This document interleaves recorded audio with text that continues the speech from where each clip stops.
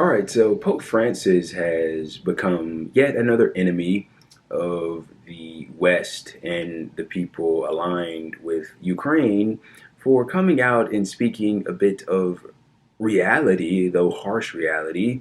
And they've come out to talk bad about the man. I'm no ally of the Pope, but I do want to bring you his latest remarks in regards to the issues surrounding Russia and Ukraine and all that it entails. So this is from First Post. NATO barking at Russia's door might have caused Ukraine war. That is what Pope Francis had to say. So it goes as follows. Pope Francis, in an interview published on Tuesday, slammed NATO over the Ukraine war.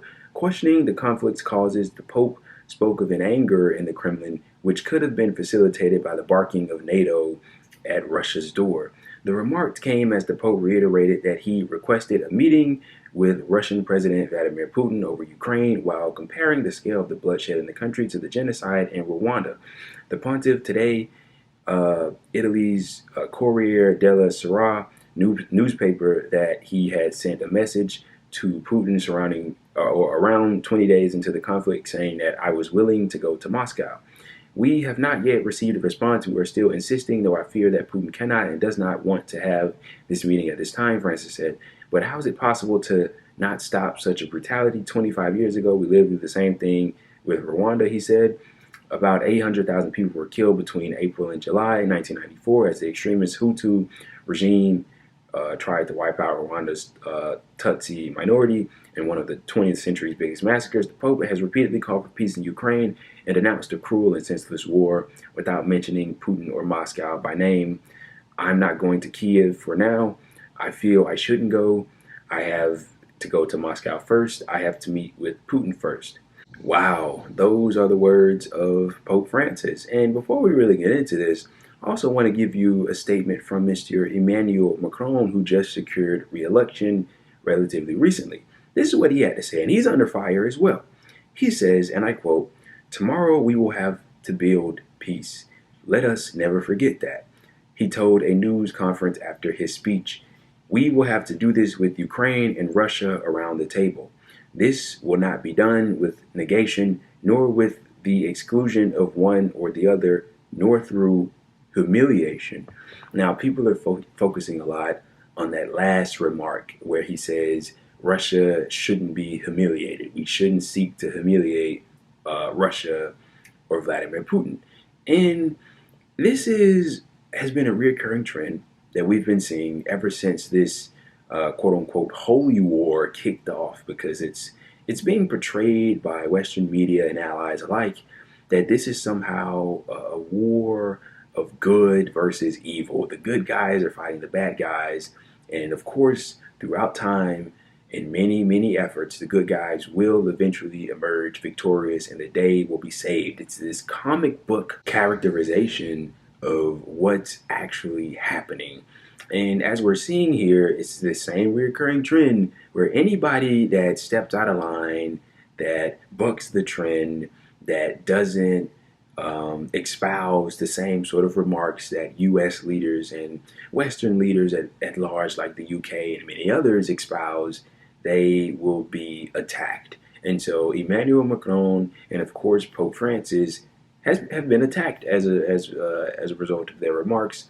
I've been seeing headlines regarding the Pope saying things like the Pope blames the victims of the Russia invasion of Ukraine. And it makes you wonder, with the kind of leadership that we have, what other way is there out of this insanely perilous situation? Need I remind you, we're staring down the mouth of a World War III, and they're openly, which has been amazing to me, the people are openly saying on mainstream media that this is indeed a proxy war against Russia. Just look it up. They're openly expressing these things, and they really don't care at this point.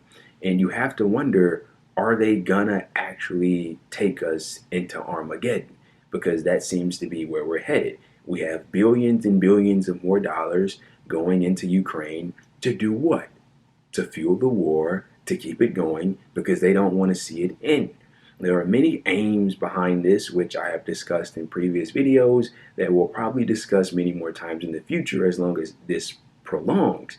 But the fact of the matter is, as it pertains to this video, is that if you are a person that wants to speak even a modicum of truth and, buck trends, whether or not you're correct or incorrect, you will be subjected to the ire of those of which don't agree with you, and not for a good reason. It's because they have their own particular aims, they have their own goals that they would like to achieve.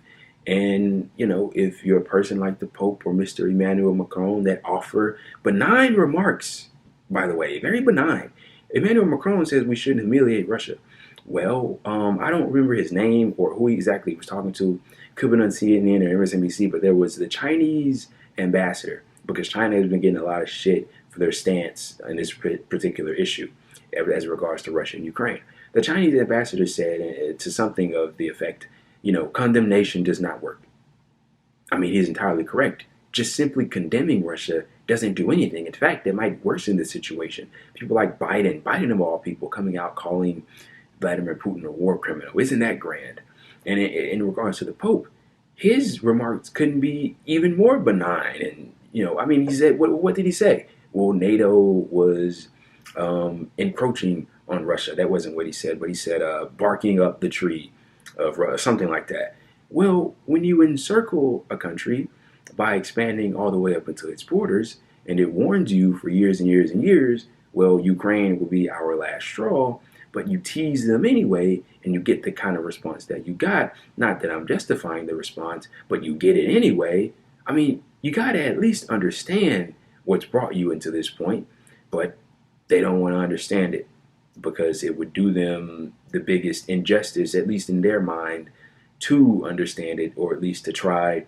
And when people like the Pope or Emmanuel Macron offer very benign, truthful statements as the one that they've offered, they get attacked and lambasted and criticized because they're cheering for the wrong team, even though they're just saying things that are, incredibly obvious to any thinking person with just a little bit of rationale. But obviously that's way too much for Western media and Western leaders to take in.